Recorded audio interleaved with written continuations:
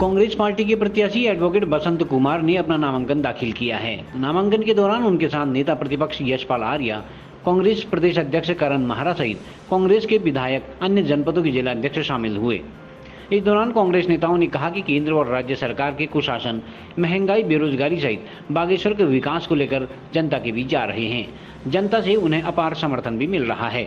नामांकन के बाद कांग्रेस ने नगर में ढोल नगाड़ों के साथ रैली निकाली। बाद में नुमाइश मैदान में आयोजित जनसभा के दौरान कांग्रेस नेताओं ने भाजपा पर जमकर प्रहार किए तथा जनता से बदलाव के लिए वोट करने की अपील की। चुनाव हम जीत रहे हैं और कांग्रेस और बसंत कुमार जी का जो अपना इंटैक्ट वोट है वो साथ रहेगा, तो निश्चित ही हम जीत रहे हैं। और लोग नाराज़ हैं कि 6 डॉक्टर्स इस चुनाव से ठीक पहले यहाँ से हटाए गए। स्पेशलिस्ट डॉक्टर्स नहीं हैं, बेस हॉस्पिटल की हालत ख़राब है, महिला अस्पताल की हालत ख़राब है, कई मोहल्ले ऐसे हैं जिनमें पानी भरा हुआ है, इस बारिश में निकासी की व्यवस्था नहीं है और कई मोहल्लों में पानी नहीं आता है। साथ में सीवर लाइन की बहुत बड़ी डिमांड है, जो हमेशा घोषणाएं होती रहती हैं लेकिन वो कभी धरातल पर नहीं उतरता।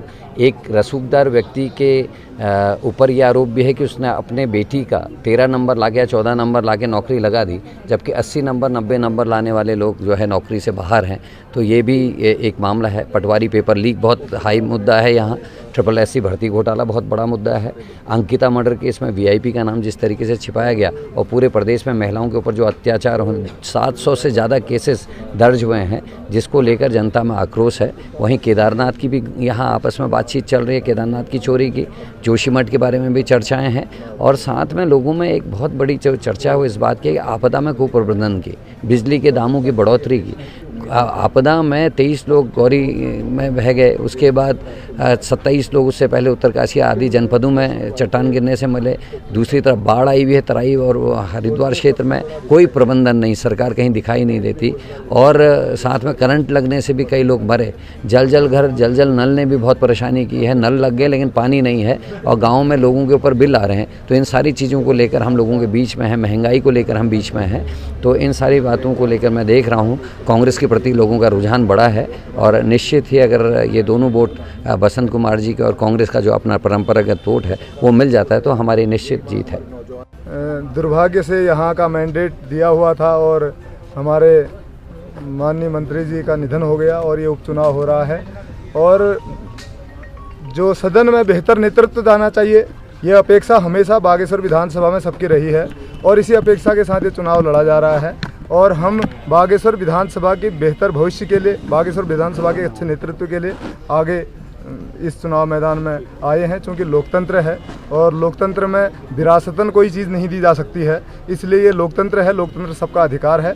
और जिस तरीके से मैंने देखा कि भारतीय जनता पार्टी का तो उसी परिवार को, एक तरफ मोदी जी कहते हैं कि परिवारवाद खत्म होना चाहिए, दूसरी तरफ उसी परिवार को फिर से चुनाव लड़ाने की बात कही और कई प्रकार के और भी महत्वपूर्ण मुद्दे हैं। मैं आपको आने वाले समय में फिर जो मेरा प्रोग्राम आगे होने वाला है उसमें आपकी बात रखूंगा, क्योंकि बहुत सारे हज़ारों की संख्या में लोग आगे वहाँ रोड में हमारा इंतज़ार कर रहे हैं जुलूस में।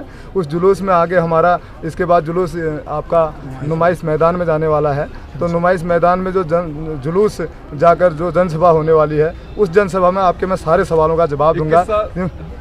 100% सूखा किस लिए कह रहे हैं, ये कोई सूखा या गीला वाली बात नहीं है। हाँ, ये है कि बागेश्वर में जो बाई लक कोई सीट भारतीय जनता पार्टी को मिलती रही त्रिकोणीय मुकाबले में, इस बार वो मुकाबला आमने सामने का है और स्वाभाविक रूप से कांग्रेस की झोली में जाएगा। इस बात का विश्वास आप लोग को। देखिए, आज कांग्रेस के उम्मीदवार, हम सब के उम्मीदवार बसंत कुमार जी ने अपना जो नामांकन किया है और कई मुद्दे हैं जो आपने मुद्दों का जिक्र किया, कई मुद्दे हैं।